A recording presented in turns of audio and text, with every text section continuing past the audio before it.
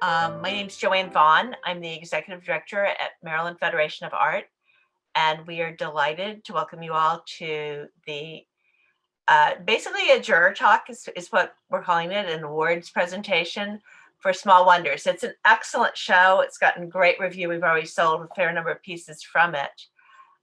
So I thank those of you who are artists for sharing your work with us. That's really fantastic. Before I introduce Angela Petroncio, who is the chair for this show, so she's a volunteer that has worked tirelessly on putting this on, and we've had numerous sort of hiccups through all of this. I want to let you know that the juror, Linda Crocker Simmons, is on the Zoom on a phone call. She is taking a break from feeding the homeless at her church to call in to talk to us about the show. She does have printouts of the images with her of the award recipients. So she will be able to address her thoughts on these. But please understand, she can't see you. She is seeing a printout of the artwork and you can't see her. So she has in this whole process gone above and beyond to help us out. And I really thank her for her time and especially her expertise. So with that, I'm going to introduce Angela, who is the volunteer show chair. We do rely on volunteers at MFA to put our exhibitions together, and I am extremely grateful. Angela is a wonderful woman to work with. She has a real attention for detail, as well as a really great attitude about, having to open 100 little tiny boxes. So Angela, why don't you tell us a little bit about the show and introduce the juror? Okay. I just have to thank you, Joanne, for all of those comments, and opening little tiny boxes is my thing. So I really enjoyed opening all of these works that came in, that were shipped in, and talking about being a joy to work with. That's what Linda is. She absolutely stepped forward to do this work, and she cares about it so much. And she wanted to supplement the awards that we were giving to people. And so she gave up her honorarium in order to support the awards for this show. I mean, that is just unbelievable and so kind-hearted. And here she is today helping the homeless while she does a Zoom meeting with us over the phone. So I have really enjoyed working with Linda. She is quite a professional, and her background, especially with the Corcoran Museum of Art and the school, is very impressive. And the things that she chose for the show reflect her deep interest in seeing artists thrive and encouraging artists in their work. And she makes a point of trying to spread the wealth so that she can recognize as many good works as she possibly can in the show. So with that, I'll just turn it over to her if she's ready. Well, thank you, Angela, for your kind comments. I must confess, I thoroughly enjoy working with this sort of exhibition, and as you all know, have done so in the past. The Maryland Federation of the Arts is a strong sponsor for the arts in the state and achieved great things, I think. In this exhibition, as you all know, with the reference to the small boxes, the size was the first consideration. The dimensions could not be beyond, 11 inches? And so, in any dimension. And so, the resulting objects and paintings, photographs, and so forth are really not simply modest in size, but in my thinking, almost domestic. They are the sorts of things, by their size, their subject matter, and their medium, that people should learn to enjoy and live with.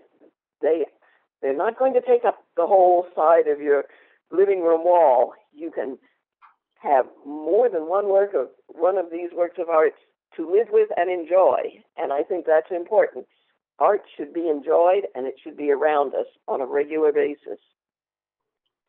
So, when I looked through them, there was a wealth of things to choose from, and I know from past experience that the number of items that are possible to give awards to can be endless. And so when I began trying to narrow them down to a group of jurors' choice and honorable mentions, I decided that the opportunity to have each one receive some funds was worth it. So I, as Angela told you, donated back my jurors' honorarium.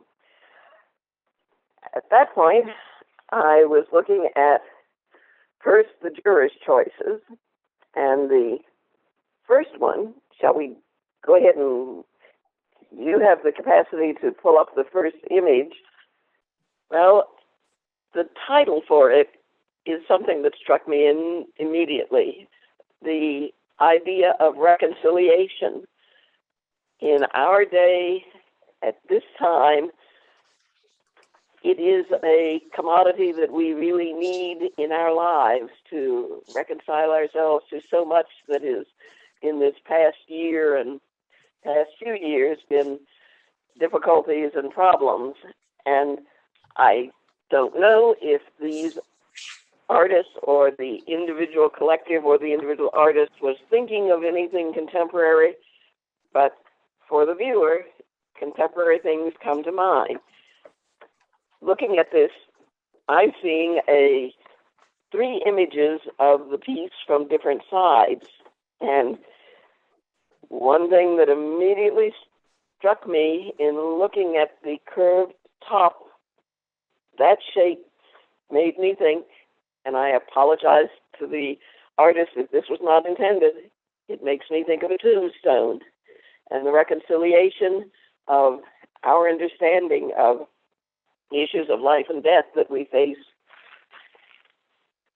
almost every minute in our lives today. And even if that is not the artist's intention, that is something that comes through to the viewer. Another thing that struck me about it is something that may seem a little bit irreverent, but it looks a little bit like what do you call it? A lighter, a cigarette lighter, where the top can spring up and you then have the flames.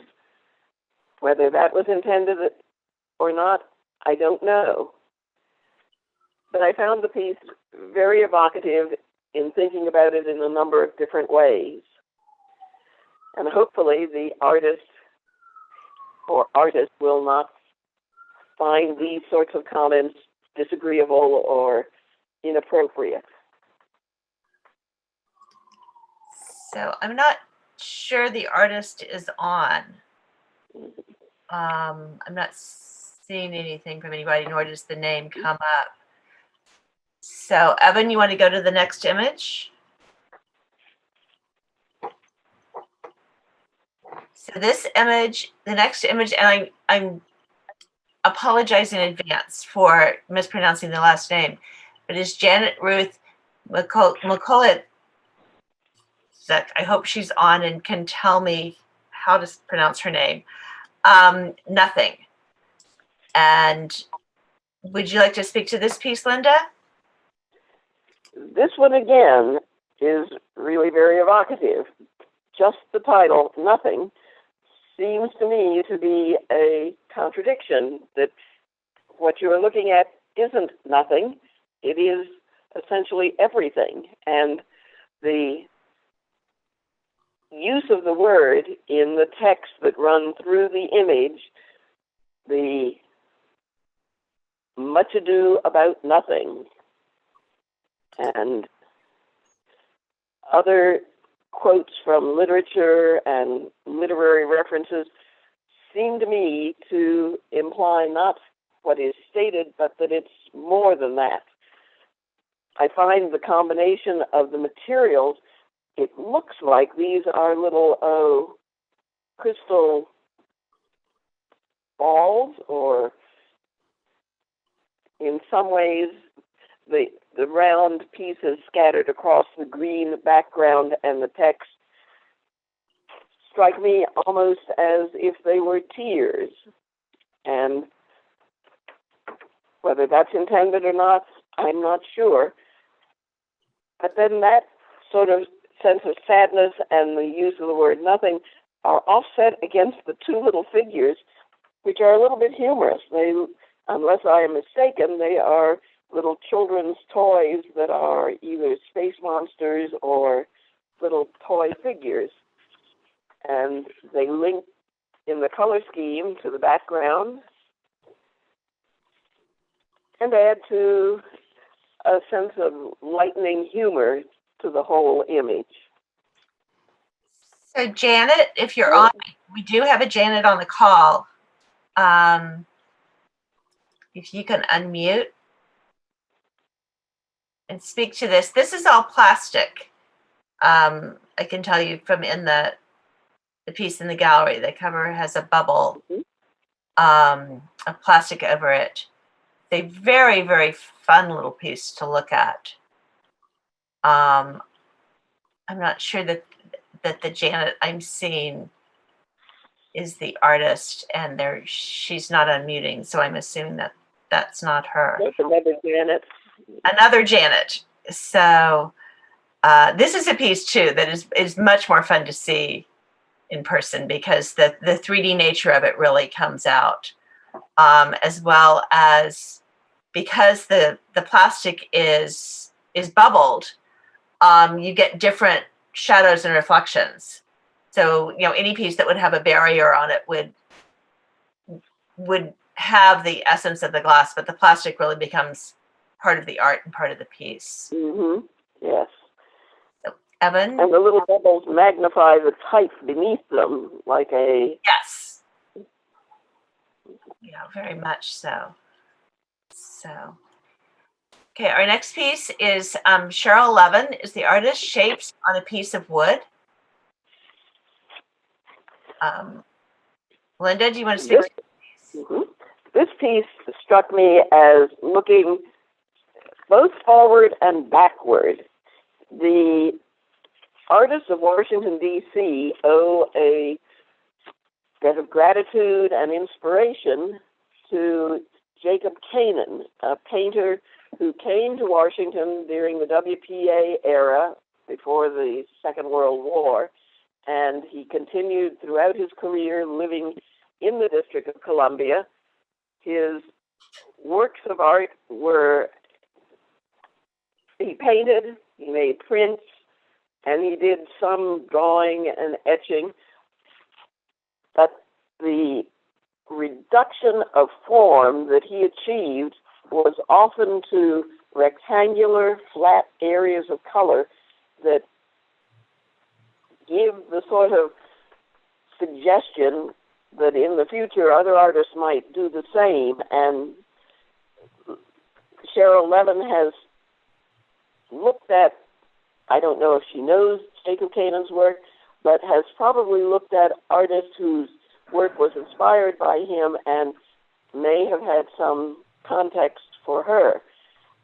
The interesting thing that is a great difference between his work and some of the generation between him and her is that this is a mixed media piece. And I would love to see the original to know what the difference in texture is on the background of the discarded wood and the surface. The mixed media pieces that are adhered to it appear to be painted material. Is that pigment, or, since I can't see it, Angela, do you know, or Joanne, what the large red K-shaped form, the lemon-shaped yellow, and the green and brown, are they pigment, or are they scraps of fabric, or something else?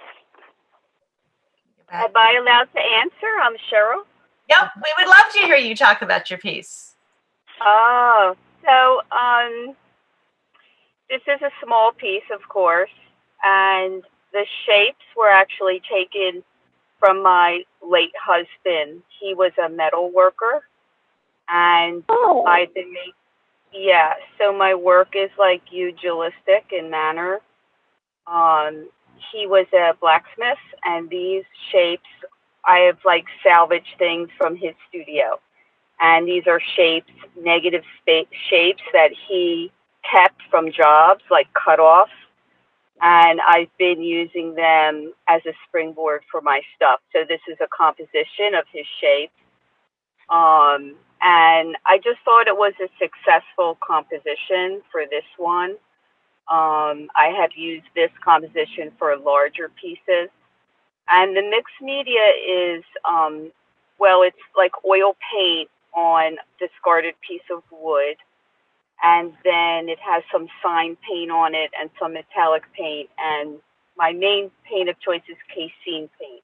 So the mixed media isn't really different medias, but different kinds of paint. Ah. So I think you have achieved a very effective combination to create your composition. And in the era in which Jacob Kanan and his associates in the 50s and 60s were most active, they might have looked at it as a symphony, as a combination that had musical connotations. And I don't know if there is any kind of musical association from your husband's work in metal, the sound of an anvil and the sound of the tools and so forth. Some might say is a form of music related to work and a verbal expression of that work. Well, that makes me smile. That thought. That's a very beautiful thought for me. Okay, Evan, you want to go to the next piece? Right. This is our next year's Choice Award is to Steve Ember for Loco Chat. Steve, are you on the? Linda, you want to speak to this first? Okay. Did you say Stephen is here or? I don't see him. Not sure he is. This is obviously everything's small, but the pigment on this is very, very bright, and so you notice it on the wall that it's sitting on. And it really catches your eye as you walk around the gallery. So if you want to speak about this photograph. Yes, it is interesting to me in today's world with the media available to artists. You can produce something that in the final version is as this is a photograph or a print, but has the qualities of sort of looseness that might be also associated with the application of pigment on a surface like paint. It's a combination of things that in today's world artists are able to achieve a variety of solutions with one medium, essentially. The image itself, I find, in some cases, very amusing when you see the title, the Loco Chat. The figure leaning into the cabin of the, I guess, what you call that, the engine for the train, and that must be the locomotive and the. Am I correct that is a figure hanging at the side on the left, Yeah. into the engineer? And loco is a slang expression that may imply that there's a little bit more than just the normal everyday things happening in the conversation. But it is truly, I find, visually a wonderful combination of the sort of silvery purple blues and the whites of the snow contrasted with the red and black of the engine. And then right at the very center, the license plate, or what would you call it for a locomotive, the 991542-2, which identifies this train. I think I would agree with you if I were to see it on the wall in a room that it is strong and visually carries from a distance, that it's It really not does. a receiving. Size has nothing to do with the impact that it makes. It's good. Okay, and the next award? All right. Then, Goes to Ward Anderson, called Flipped Out. now this is another one that has an interesting combination of the issues of size and the play on size. When I look at it, it appears to be a pair of white heels, a woman's shoes, seen from the back with a old-fashioned 1950s seam up the hosiery going up the back of her leg. And the title, I think, relates to the little flip-flop. And it's not clear when one first looks at this, are these two large white shoes extremely large, like larger than human size, and is the flip-flop the human size, or is the flip-flop a little tiny thing? The artist is making a play, it seems to me, on the relationship of sizes and how sizes can be somewhat distorted and lead us to question what it is we are seeing and how it all relates. Another piece that is dynamic and regardless of the modest size, I would suspect carries visually from a distance. Yes, it does. And Ward is not on the phone with us or on the call with us. So, we'll move on to our honorable mentions. Justine Schopmeyer for House of the Lonely Pyromaniac. Oh my. When I read this title, I thought, my goodness, and looked carefully at it, this is a little tiny house made up of matches, and the heads of the matches are still there, so that the lonely pyromaniac living alone with his matches and his match house, it is both humorous and also a little sad to think of. No. I don't see. He may fall within and may not know it, but there is a folk tradition of little houses, and I bought one and owned it a number of years ago, of little wooden houses that were made from matchsticks after the matches had been used and made up into just little models of houses, sort of like tramp art. And maybe he or she is aware of that. Since it's Justine, I assume it's a woman, but that's my assumption, and I have no knowledge of whether it is or is not a woman's piece. But no, it's a very fun piece. And yes, I find it rather endearing. And I'm going to have to go shopping after this section. Hopefully end up with a couple of these to give and some to keep for myself. Yes. So the next honorable mention is Sharon Rollins for Waiting. So Waiting and Watching. Oh, Waiting and Watching, sorry. Oh, yes.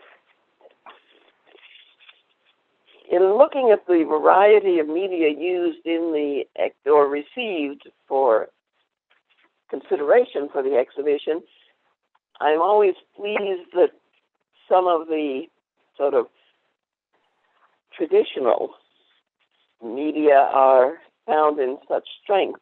This is a monotype, which, as I understand it, would mean there is only the one image of it.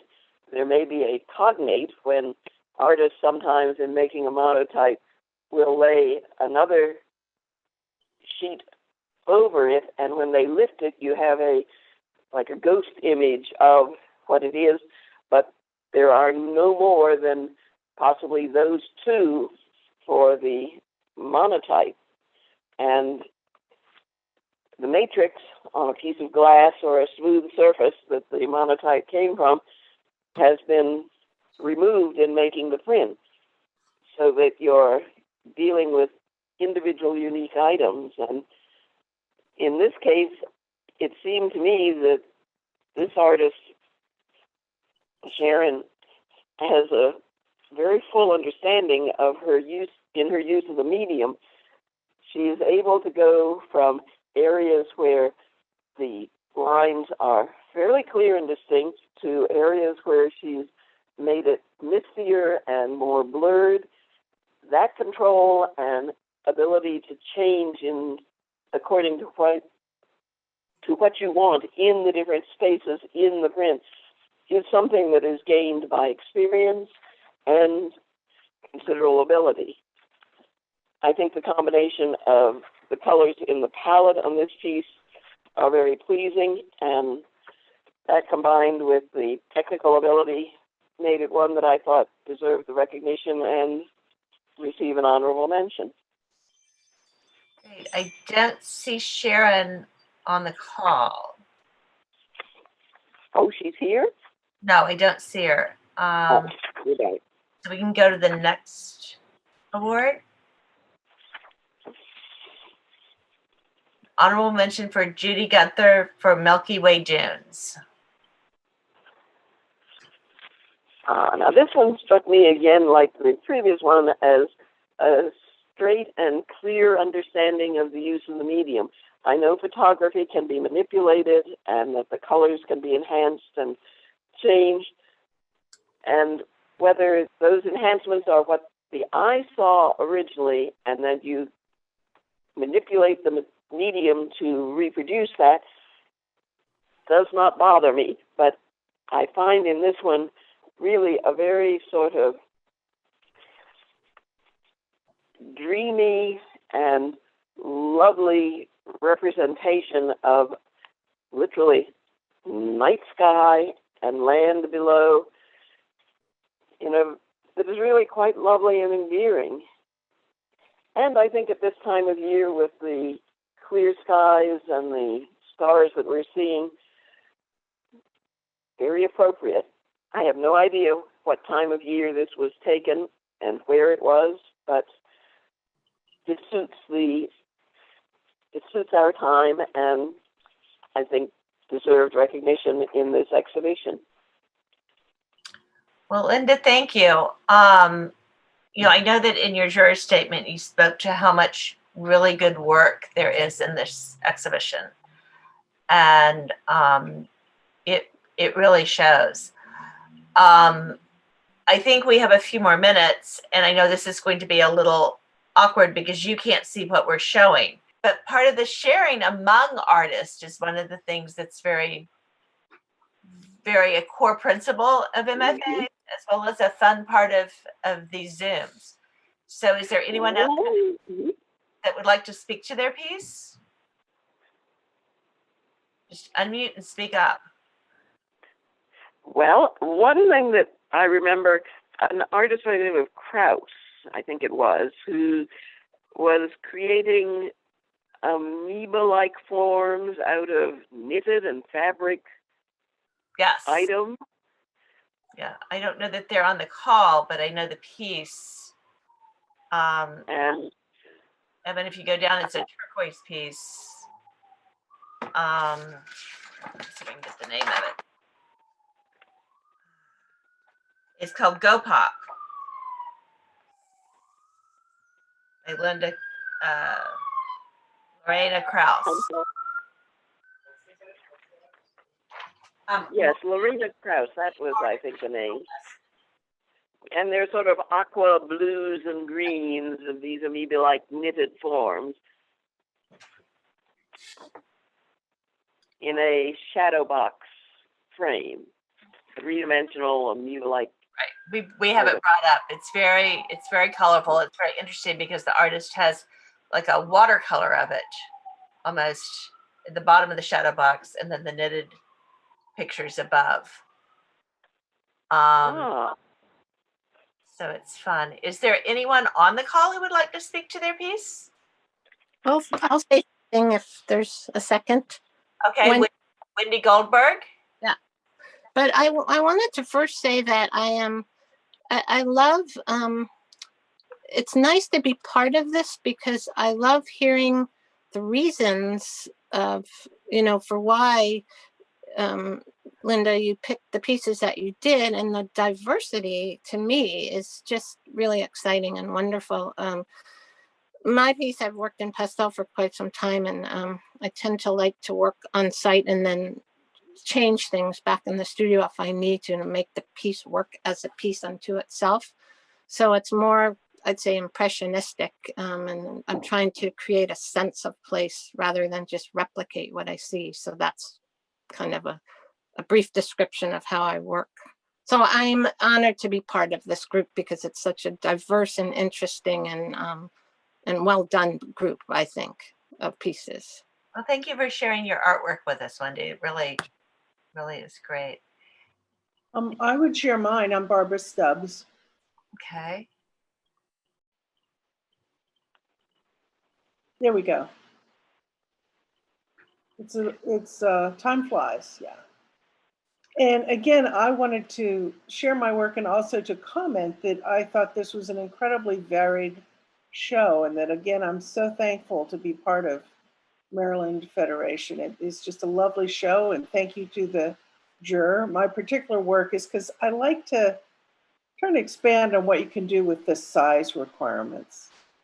So a very nice play on words, but and I should say to all of you all, thank you for measuring, because it's always extremely disappointing to us when we have to tell somebody that it's not going to fit.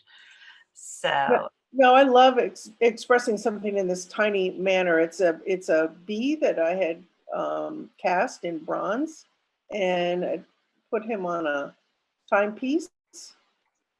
And to me, insects are transformation, and so I love, again, putting this signifying transformation with a timepiece. No, it's a lovely piece. It's very fun. Anybody else? Would you repeat your name again? I'm Barbara Stubbs, Stubbs. Okay. I will be going back and looking online when I get home to see the image. And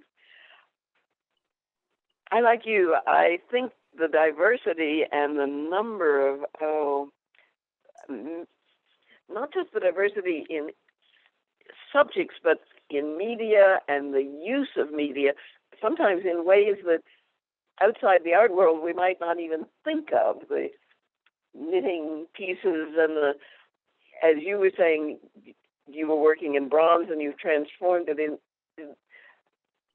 The ordinary viewer may not immediately think of these things. So it's an education and an opportunity for people to learn and gain a greater understanding of, and really we're learning about our own world and ourselves in the arts, and that's what the true value of the arts is, what we can gain from it, that it's not something that's sort of esoterical and off in the clouds, but you're really telling us about our lives and the way we live and how we understand our world.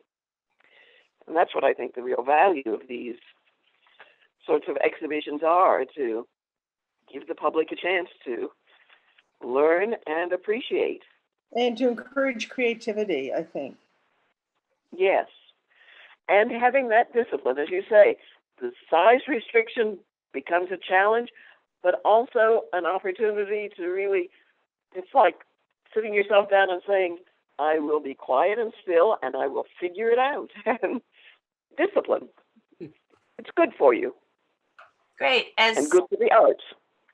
As artists unmute, I now have a line, so I can call on people. So it's easier. So Will, do you want to talk about your piece?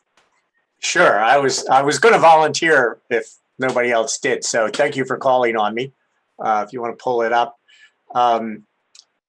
As a photographer, most of my work depends on travel, seeing new places, new people, new situations that I can capture with my camera.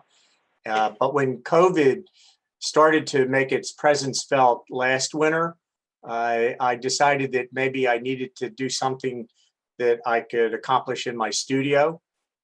Still life had never been anything that I had attempted very much with my photography.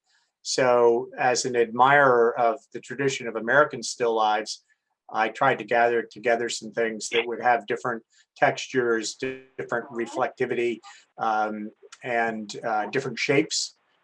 And I created a little studio in the basement of my home and started to experiment. So this is one of the ones that I guess you could say is evocative of the tradition of American still life emanating from the 17th century Dutch still life.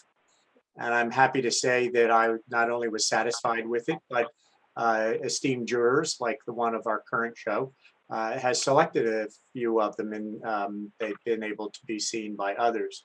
So thank you to the juror for, as some others have already said, selecting such a very fine and diverse exhibit. I really enjoyed going to the gallery yesterday and seeing it in person, and it's really a wonderful show. So thank you. So Renee Sandel. Yes, hi. Hi. My piece is called Trust 2020. And I have been, it's a piece of painted silk. I have been painting virtues since 2017, when I was just having a lot of difficulty with seeing an escape of our better values. And so this one is trust. All the ones that I have done in 2020 all have 2020 as part of it. They're dated. But I very often work on paper with different kinds of water media and ink. So I'm really pleased to be part of this show and the conversation. So thank you very much. Well, I do think one of the things I think Linda spoke to this very well. And many of you know, many of you probably don't know, I don't have an art background. My background's in nonprofit management. I've learned a lot over the last 12 years, but to me, this show always has a slight quirkiness to it, which I think is what Linda was speaking to when she said creating art out of things that people like me don't view as traditional. And so the inclusion, this piece hangs all by itself on a little tiny wall. The space, if you've been in here, is also very quirky. And so it sort of hangs by itself, and it's sort of like a spot where you can just sit and reflect and look at the patterns in this piece. And to me, one of the fun parts about this is that because it's a themed show, we have so many different media. Thank you so much. Yeah, I've been teaching art and virtue and the pandemic workshops on Zoom and engaging other people in using line and shape and color to express that which we desperately want back, the very good virtues. So next we have Pamela Lawton. Oh, hi. Mine is actually a self-portrait, and it's a woodcut. Hey. What's interesting about it is I've been working with a collective of 8 other women artists, and we've all been responding to the issues of 2020. And we've been creating artist books, and we were making pages in each other's books. And this was the inspiration for the page I put in a friend's book, and it was based on a story that she had called "Be the Coffee," in a way of being strong. And the story goes that there was a daughter who was in hot water, and she went to her mother and she complained, and she said, "I don't know what to do." And her mother said, "Well, you could be a carrot, you can be an egg, or you can be the coffee." When a carrot is in hot water, it gets limp. When an egg is in hot water, it just gets hard, but the coffee gets stronger and stronger. And so that was kind of like my response to that story, which was the theme for her book. And I feel like I've had to be that this whole year, to be strong, to be the coffee. And as an African-American woman, coffee comes in all sorts of flavors and, tints and shades. So that's what all that is around the side, espresso, cafe au lait, etc. That's That's a wonderful story, Pamela. Thank you so much for sharing that. Thank you. Really, I think resonates with everybody. Linda Pop is next. Hey, Linda. Hello. Hey, Linda. Hi. Well, my piece is, as Pamela and Renee and Will just said, very inspired by these times of COVID. JOMO is the title. This is a detail of it.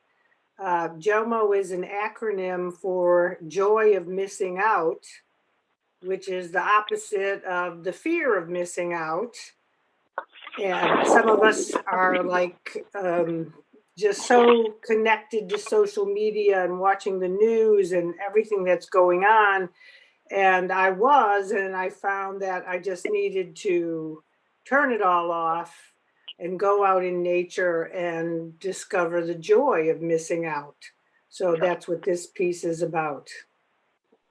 This is another piece that is very stunning in the gallery because that red bird really catches your eye as you're wandering around. So Linda's pieces are always extremely creative, and I always want to know the story behind them.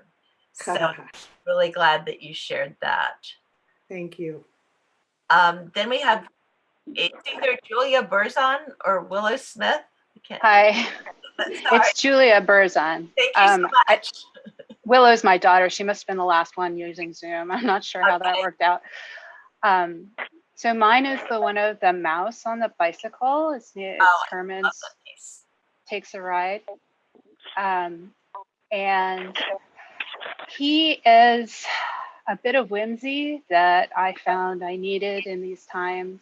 When I was a child, I used to take little action figures and sticks and acorn caps and things and make, not like a dollhouse, but if you were to do that outside and play with them outside like that. And so here I've been exploring the use of digital painting and how that compares to my experience with analog painting. And so here I was able to take this little mouse and build him a bicycle, and he can go for a ride with his friend, the cricket.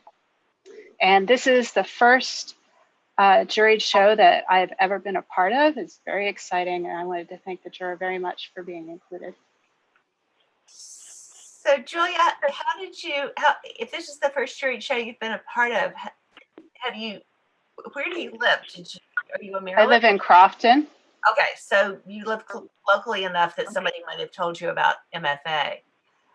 Yeah, I'm a member now. Yeah. Okay, great. And I was a journalist for a number of years. And submitting material that could be accepted and published or rejected is always a little scary. I think it's probably like the juried exhibition, but what were your thoughts entering a juried exhibition? Well, my first thought, I guess, was I would love to be included. I was hopeful, but I was kind of figuring that it was unlikely that I would be included. And I think I've only submitted to 2 shows. Like it's very new to me, so I was very surprised and pleased to get that email. This piece to me kind of is the quirkiness that typically is Small Wonders. It's a fun show. It's a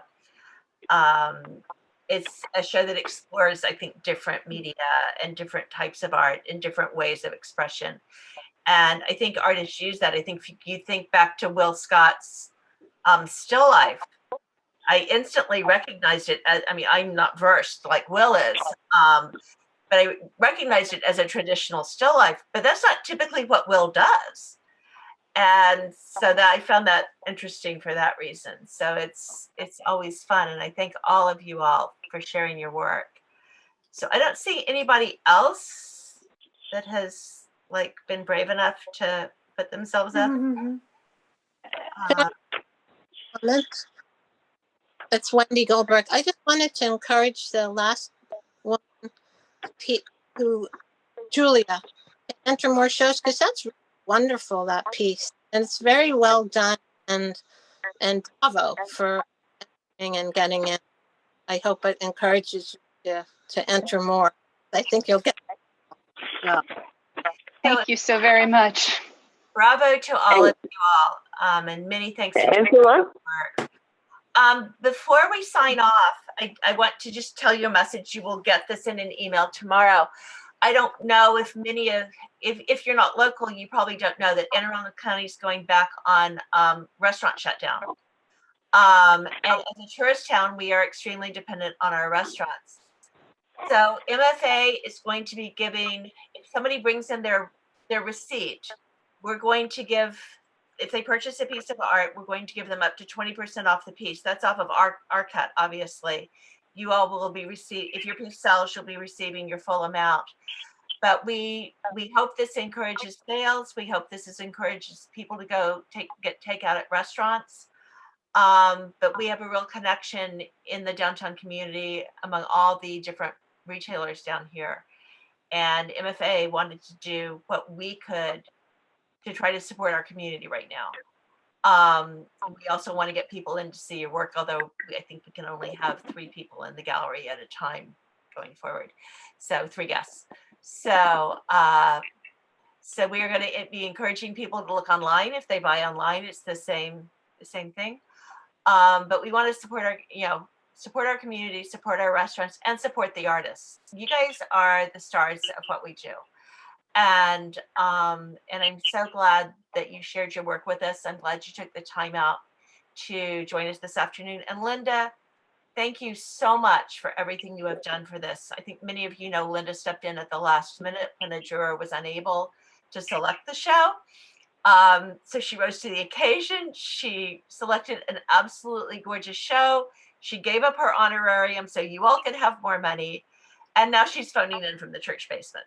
So I think we owe Linda a round of applause.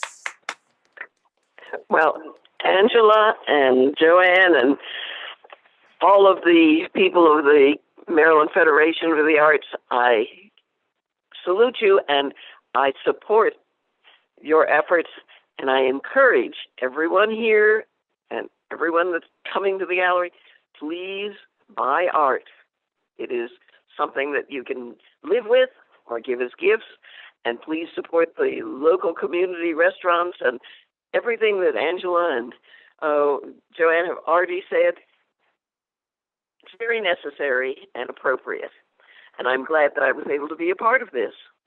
So thank you so much. I'm also happy. I like to hear artists and how they talk about and what they see and can give us understanding. So it was interesting to me to hear those of you that were here this evening, Will and Julia and others, because an artist is somebody who informs us about so much in our lives and our world, and to hear their expression of that is, I think, valuable.